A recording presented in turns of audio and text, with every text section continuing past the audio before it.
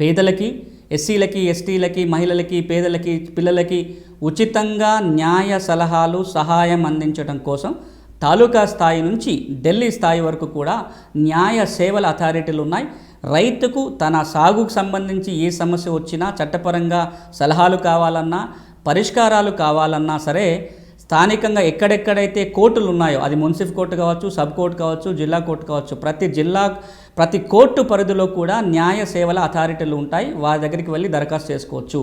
జిల్లా కేంద్రంలో అయితే ఒక ప్రత్యేక కార్యాలయమే ఉంటుంది. ఆ న్యాయ సేవల అథారిటీకి వెళ్ళి అది విత్తనాల సమస్య కావచ్చు, ఎరువుల పురుగు మందుల సమస్య కావచ్చు, ధరలు ఎక్కువ సమస్య కావచ్చు, నష్టం జరిగింది కావచ్చు, భూముల కష్టాలు కావచ్చు, ఏదైనా సరే న్యాయ సలహాల కోసం, సహాయం కోసం వీలైతే కోర్టుకు వెళ్లాల్సి వస్తే కోర్టు ఖర్చులు, లాయర్ నియామకాని కోసం కూడా ఇప్పుడు నేను చెప్పిన వర్గాలు ఎవరైతే ఉన్నారో, పేదలు కానీ, ఎస్సీలు కానీ, ఎస్టీలు కానీ, మహిళలు కానీ దరఖాస్తు పెట్టుకొని వినియోగించుకోవడానికి అవకాశం ఉంటుంది.